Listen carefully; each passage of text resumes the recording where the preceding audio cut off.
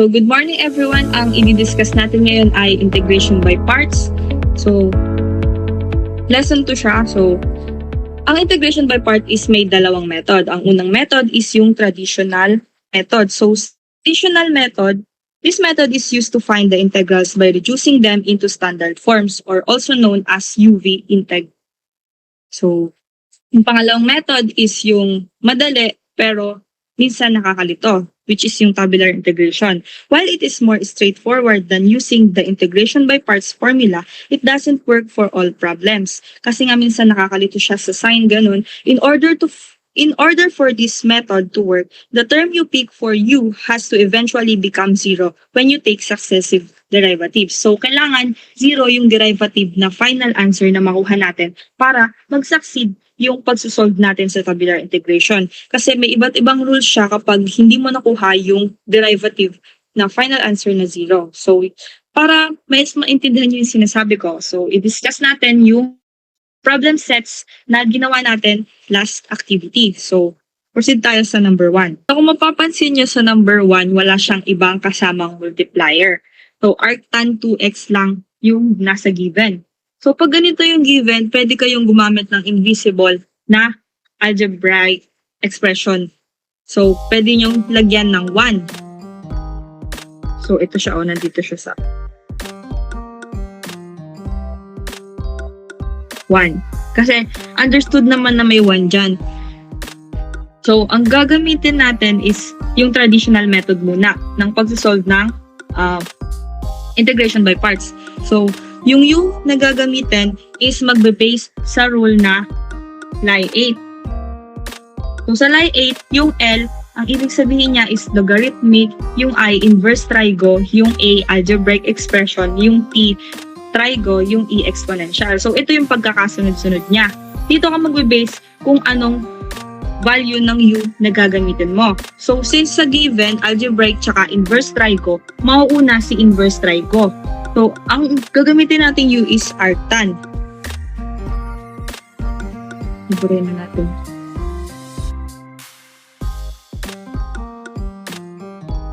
Arctan 2x. Tapos, yung dv na gagamitin natin is yung 1. 1 dx. So, solve muna natin yung u. Para makuha natin yung derivative ng u, kung mapapansin nyo, yung arctan, ang equivalent niya sa derivative na formula is 1 over 1 plus u squared. So, since may value na kasama si x, kukunin natin yung derivative din ng value na yon. So, u prime. So, ang u na ginamit or pinaka-u na ginamit dito is yung 2x. So, u is equals to 2x. du now or u prime is equals to 2 dx. So, substitute mo lang siya dito sa u prime. So, buray natin.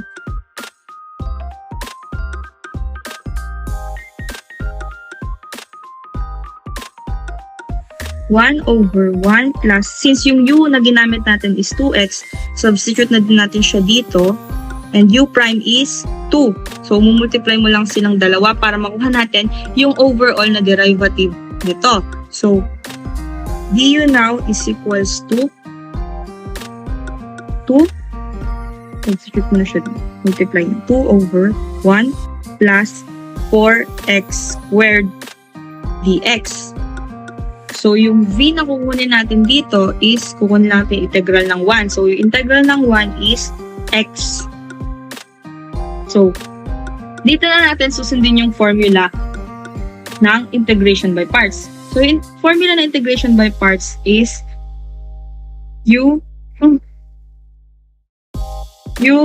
dv is equals to uv minus integral ng v du. So, gagamitin na natin siya dito para makuha natin yung final answer. So, f of x now is equals to, so ang u natin is arctan 2x. Arctan 2x. multiplied by sa v natin na si x minus integral ng v na x tsaka du. Yung du natin is 2 over 1 plus 4x squared dx. So, anong susunod natin gagawin dito, Flo?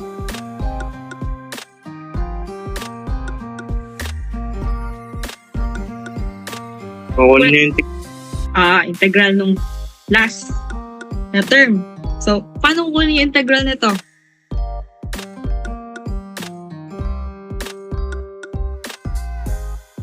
kukuhain ng u.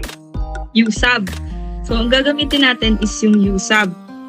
Ang U na gagamitin nyo kapag nangunguha kayo ng integral is yung nasa denominator. Kung mapapansin nyo naman, yung x dito sa numerator is 1 lang yung exponent niya. Tapos yung nasa denominator is 2. So, pag dinerive mo yung nasa denominator, makakancel mo lang din yung nasa numerator. Kaya, iyon yung gagamitin yung U. So, U is equals to 1 plus 4x squared. Ano derivative nito? 8x dx. So, makakancel si 2x. U is equals to 8x equals to dx. 2x over u du over 8x. Cancel si 8x, magiging 4 na lang siya. So, lalabas mo si 1/4 para makuha na natin yung integral nung 1 over u. So, integral ng 1 over u is, the formula, ang equivalent niya is ln. So, ln u. So, f of x now is equals to 1/4 ln u. Or, yung u natin is 1 plus 4x squared plus c. So, pwede natin siyang isama dito sa unang term. And yung sign din, huwag niyong kakalimutan. So, final answer now is f of x is equals to, magsusunod kayo ng final answer, yung algebraic lagi niyong iuuna. Kung mapapansin nyo, sa mga given, laging nasa unahan yung may mga x. Tapos, yung inverse trigo, yung exponential, tsaka yung logarithmic, nasa dulo lagi. So, unahin natin si x. X arc tan 2x minus ito 1/4 ln 1 plus 4x squared plus c. So, pwede naman nasa dulo din yung x na to, pwede rin nasa dulo, pero mas organized kasi kapag nasa unahan siya, tapos nasa dulo na lahat ng mga trigo. So, ito na yung final answer na nakuha natin sa number 1 na problem set. Sa number 2, si Raiden ang magpapaliwanag. Para sa number 2, gagamit tayo ng traditional na pag-solve ng integration by parts. Dito ng u, dv. Sa tingin nyo, kung pag tinignan natin tong given, tapos susundin natin yung lie 8 na sinasabi kanina ni Athena, ano yung magiging u natin sa given na to?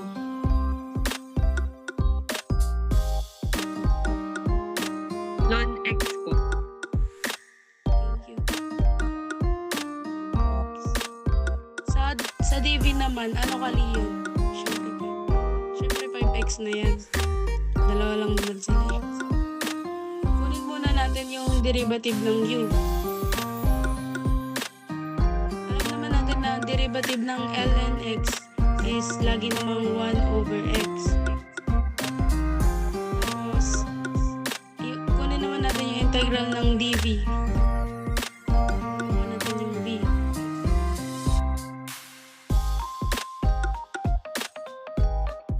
Lalabas natin yung 5. Tapos may iwan yung x. Para ma-integral natin tong x, di ba laging may imaginary 1 dito? Kaya mag-add tayo ng 1.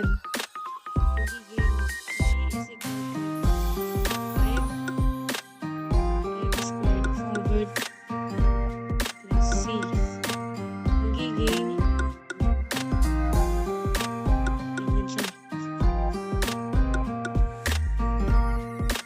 susulat na natin yung formula para makuha natin yung integration by parts.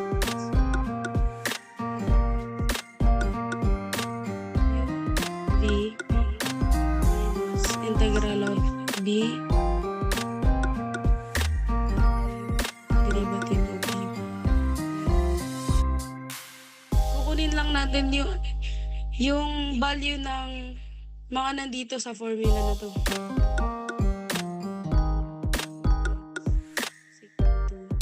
Ang u natin is ln x times ang b natin is 5x squared over 2 minus, hindi mo na natin dito sasama yung plus c kasi hindi pa naman final answer to. Integral of b. Ang b natin is 5x squared over 2. Ang du natin is 1x. Yung kakalimutan yung dx dito kasi may integral yun. Itong ln x and 5x squared over 2, pwedeng hindi muna natin yan pakialaman. Dito muna tayo tumingin sa gagawin nating integral dito sa pangalawang equation. Integral nito is pwede nating ilabas pwede natin ipag-times muna yung dalawa.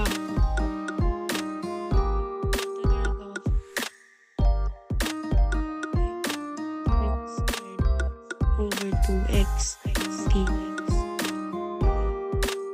Pwede na, tapos ngayon, pwede nating ilabas yung 5 over 2, parang natitira lang ay x squared over x.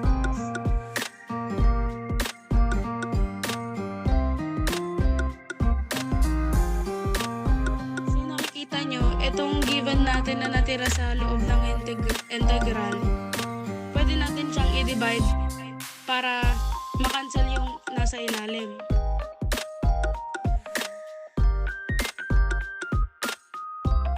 Pag divide natin siya, di ba magiging x na lang siya? X. Katulad kanina, di ba may imaginary? Di ba may imaginary 1 dito sa taas nito? Mag-a-add tayo ng 1. Tapos sa ilalim natin, ilalagay rin natin yung plus C guys. Yan.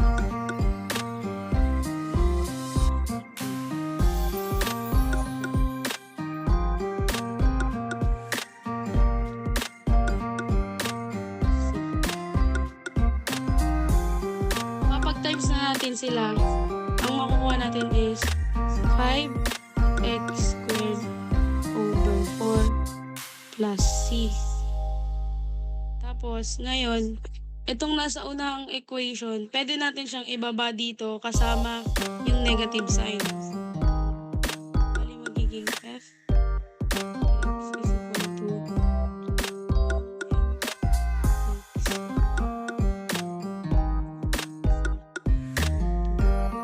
minus. Yun na yung final answer natin.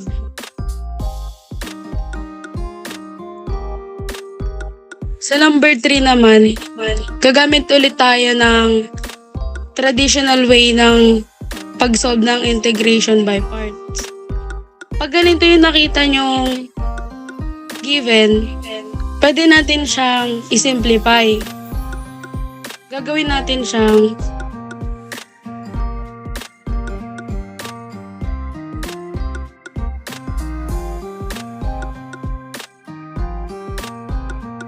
diba, pag nakita mo yan, same lang naman din sila. Yung isang cos lang nilabas natin para magkaroon tayo ng u at dv.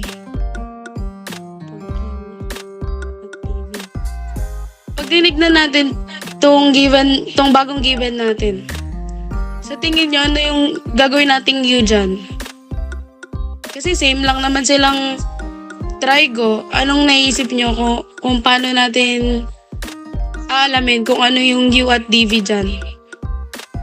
Mas mataas exponent.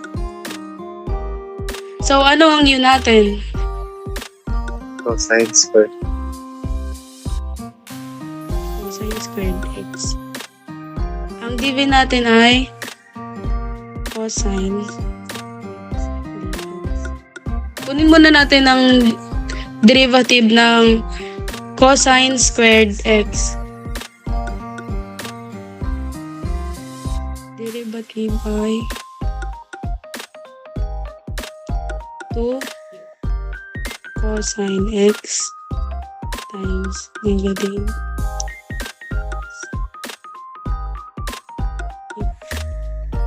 Pag pinag-times natin yan, di ba magiging du negative 2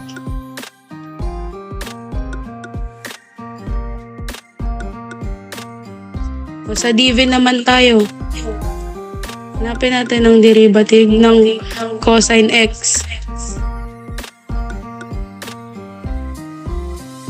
B is equal to sine x. Sulat na natin yung formula ng integration. Fx is equal to u times b minus integral of b times derivative of u. Yan. Kagaya kanina, yung mga given dito sa formula, kunin natin dito sa dinerive natin kanina. Ang ating u is cosine squared x. Ang ating v is sine x minus integral of ang ating b sine x. Ita-times natin siya ngayon sa du, which is negative 2 cos x times sine x dx. Katulad kanina, hindi muna natin to papakalaman, di ba? Dito muna tayo mag-focus. So, sa equation natin na to, pwede nating ilabas yung negative 2 para ang integral na lang natin is puro trigo. Negative 2 integral of sine x times cos x sin x dx. Itong nasa loob ng integral, pwede natin siyang ipag-times para ma-simplify yung given. Pag pinag-times natin siya, magiging cosine x sine squared x dx. Pag ganyan na yung given natin, mag-a-assign na tayo ng u. Sa equation lang na to ha. Yun lang yung u natin sa equation na to. Huwag kayong malilito. U is equal to, ano yung naisip nyo na gawin nating u sa cosine and sine squared? Ano sa tingin nyo yung gagamitin? Sine. Bakit? Kasi mataas exponent para mapansin yung Sige, yan. Tama. Thank you, Flo. Sine x. Alam naman natin na ang derivative ng sine x ay cosine x dx. Kukunin natin yung value ng dx, galing lang din dito. Bale, dx is equal to du over cosine x. Ayan. Pwede na natin ilagay ito sa equation natin. Cosine x Di ba ang u natin is sin x, kaya gagawin natin siyang u squared. Kasi squared yung sin natin, di ba? Yung dx naman natin is du over cosine x. Dahil dito, nakakancel ngayon yung cosine x. Ang matitira na lang is u squared and du. Pag ganyan na, madali na lang natin siyang i-integral. Mag-add lang tayo ng 1 dito sa 2. 2 magiging plus 1 over 2 plus 1 plus c. Magiging ganyan na siya. Ang kakalabasan niya is negative 2 u cubed over 3 plus c. Ngayon, ibabalik na natin siya sa x. Ano yung value ng u natin kanina? Di ba sin x? X. Iibahin lang natin yung u into sin x. Magiging 2 sin x over 3 plus c. Di ba sabi natin, hindi muna natin papakailaman yung nandito na part. Pwede natin siyang ibaba ngayon dito. Fx is equal to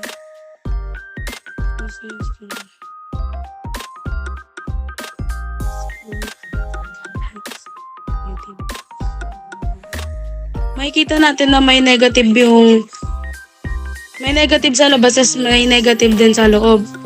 Papag-timesin natin yon para maging positive.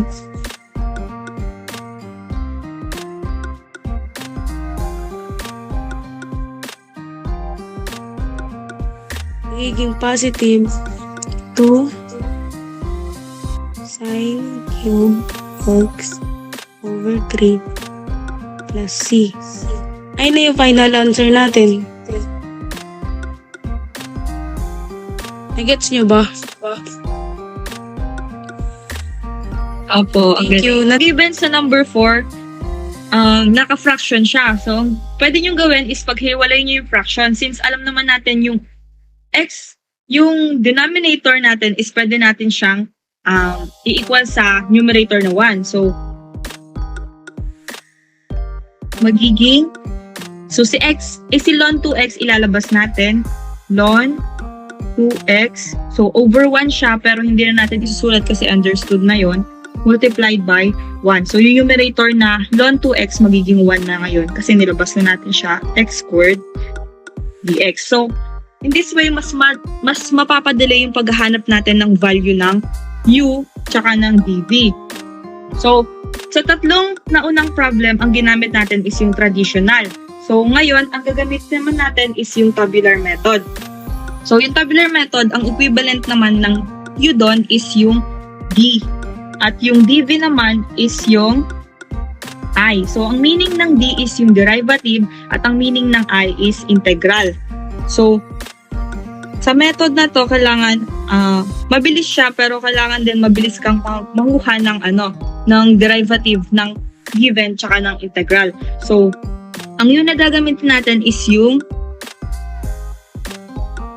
ln 2x kasi sa rules na lie 8, mauuna si L which is yung logarithmic na ln. So, ln 2x at yung I natin is yung 1 over x squared.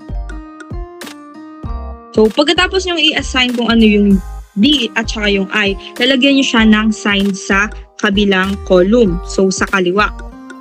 Positive, negative, continuous siya pababa hanggang sa kailan siya abutin. So, sa rule kasi ng column na derivative, kailangan mapalabas natin sa dulo na 0 yung makukuha nating final answer. So, in this case, ln siya. Tingnan natin kung 0 yung magiging dulo niya. So, ln, ang derivative ng ln 2x is, sige tayo.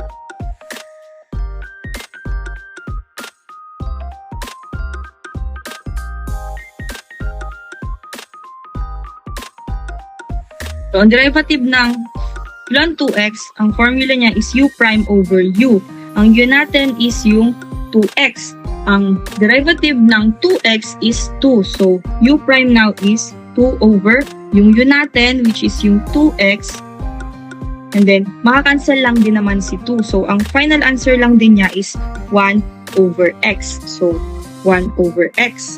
Tapos, yung integral naman ng kabila yung kukunin natin. So, ang integral ng 1 over x squared is, so, mangyayari, magiging x negative 2 siya. Itataas natin yung nasa denominator para makuha natin yung integral niya. So, ang integral ngayon nito is negative 1 over x. So, negative 1 over x. Mamaya makikita natin kung ano yung gamit ng mga signs na to. So, pagpapatuloy lang natin yung derivative tsaka yung integral nilang dalawa. Hanggang sa, tingnan natin kung makuha natin yung 0. So, 1 over x, ang derivative niya is negative 1 over x squared. Ang susunod niyang derivative is 2 over x cubed. Tapos sa integral naman, ang integral ng 1 over x na negative is ln x. Tapos yung integral ng negative ln x is negative ln x multiplied by x plus x. So kung mapapansin nyo, lalong humahaba yung term na nakukuha natin. So in this case, pwede natin siyang i-cut doon sa simplest form na pwede natin gamitin. So kung mapapansin nyo, itong 1 over x tsaka negative 1 over x yung pinakasimple niya na pwede natin gamitin. So, ang rule kasi sa tabular method, i-multiply mo siya diagonally. So, yung column 2, i-multiply mo sa column 3. So, si column 2, diagonal mo multiply mo siya doon. Since nakat natin siya dito sa 1 over x, ang gagawin naman natin, i-multiply na natin siya diagonally. Diagonally tsaka horizontal. So, kapag ganyan yung ginawa nyo, i-integrate nyo pa rin siya since hindi 0 yung lumabas.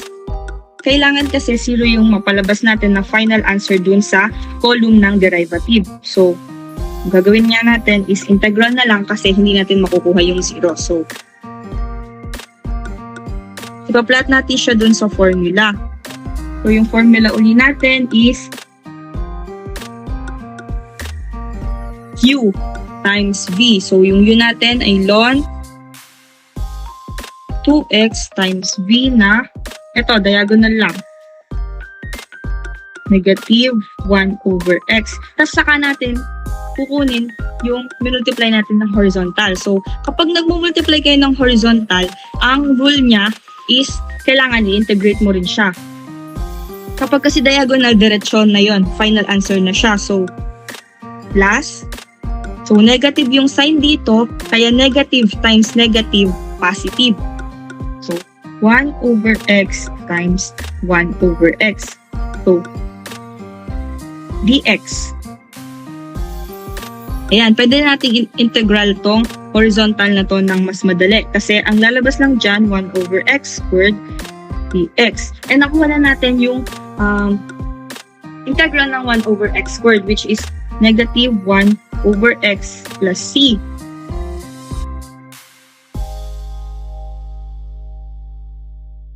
So, ayan. Pwede na natin siyang gawing final answer. Since nakuha na natin yung unang term dito, yung pangalawang term nakuha na rin natin. So, ang final answer natin is, ibababa nyo lang yung ln. So, unahin natin si 1 over x since algebraic siya. So, negative. Pwede nyo rin siyang ipagsama. So, si ln, ita-times mo dun sa 1 na numerator. So, magiging ln 2x all over x. Kayong bahala kung absolute value or parenthesis yung gagamitin nyo. Pero sa rules ng ln kasi, kadalasan, absolute value yung ginagamit niya. So, in this case, isa lang naman yung term, kaya parenthesis yung gagamitin natin. So, ang final answer is negative ln 2x over x minus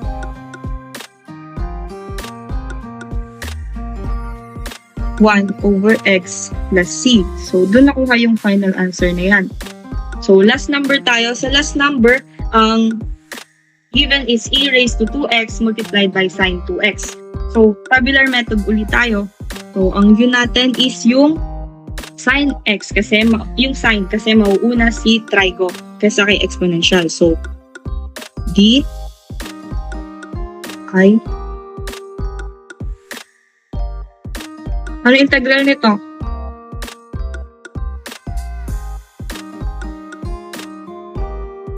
Cosine. Cosine. So, Cosine. cosine 2x. So, ang integral naman, ang derivative ng sine 2x is 2 cosine 2x. Ang integral ng e raised to 2x is, copy nyo lang yung e raised to 2x. Tapos, yung kasama ng x is gagawin yung denominator. So, 2.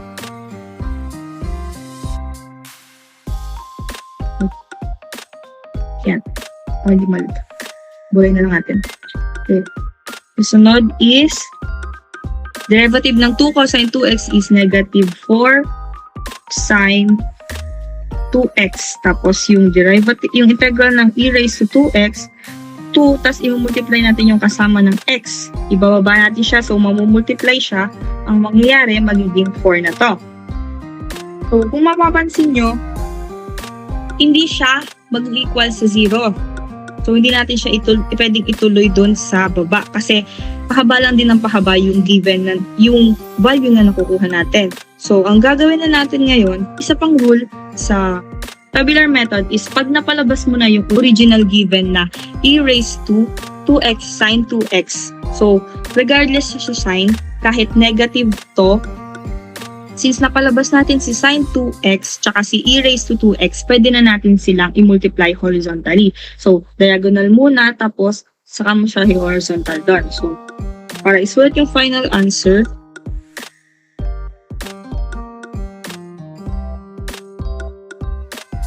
sine 2x multiplied by e raised to 2x over 2 minus 2 cosine 2 multiplied by e raised to 2x all over 4 minus ay plus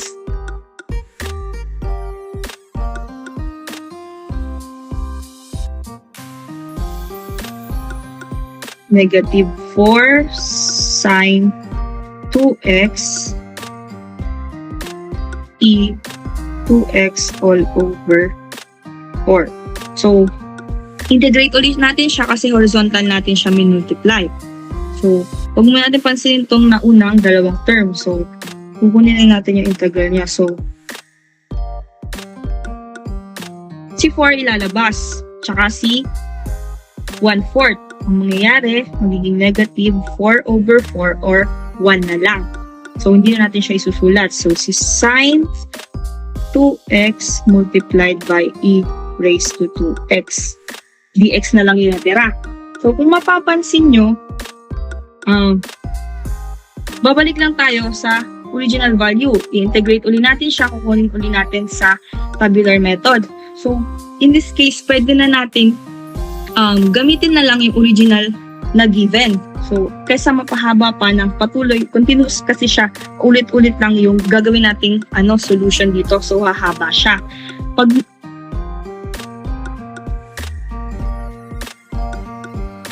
Haba siya. Pag nakita nyo naman na bumalik na siya, since bumalik siya sa original given, ang gagawin nyo is ililipat nyo siya sa kabila. So, di ba alam naman natin na f of x is equals din dito sa given na e raised to 2x sine 2x. So, since bumalik siya sa original value, pwede natin siyang ilipat sa kabila para makuha natin yung integral ng original na given. So, magiging e raised to 2x sine 2x is equals to, eto, copy natin itong unang dalawang term, sine 2x e raised to 2x over 2 minus 2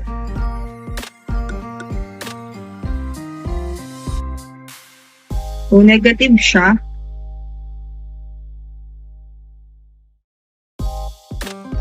So, inilipat natin siya dito sa kabila para makuha natin yung overall na value nila. So, pag nilipat natin siya, alam naman natin na may 1 siya sa labas, and ito, yung value sa kaliwa, understood din naman na may 1 siya sa kabila. So, since negative to, magiging positive siya. 2x sine 2x plus 1.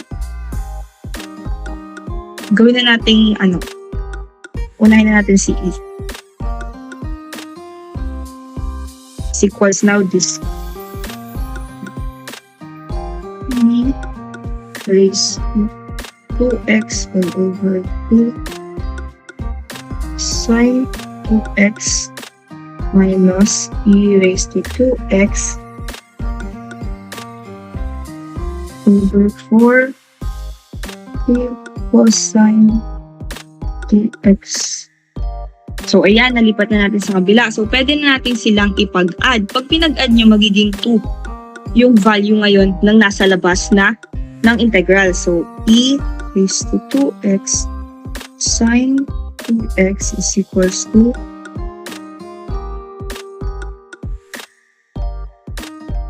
isama na natin siya sa loob. E raised to 2x cosine 2x all over sa 4. Tapos, ang gagawin natin para makuha natin yung value ng integral talaga ng original is ibababa natin si 2. I-divide natin sila both sides sa 2. So, ito, na-divide natin siya sa 2. So, yung 2 dito, makakancel. Yung 2/4 siya, magiging 1/2 na lang.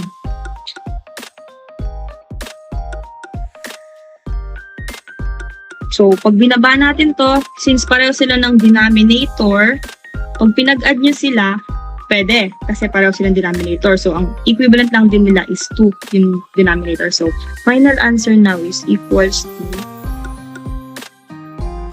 sine 2x dx is equals now to e raised to 2x sine 2x minus e raised to 2x cosine 2x all over 2 times dito sa dalawang 2 na to, which is pareho naman sila, kaya magiging 2 times 2 lang.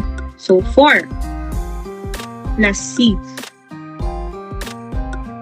So, doon natin nakuha yung sagot na to. So, may tatanong ba kayo, guys? Wala naman po. Yeah. So, doon lang nagtatapos yung pagdi-discuss natin sa problem set na binuo natin nung last time. So, kung may tanong kayo, guys, tungkol sa first lesson tsaka sa second lesson, i-chat nyo lang ako kapag gusto nyong mag-review tayo online. So, yun lang. Thank you.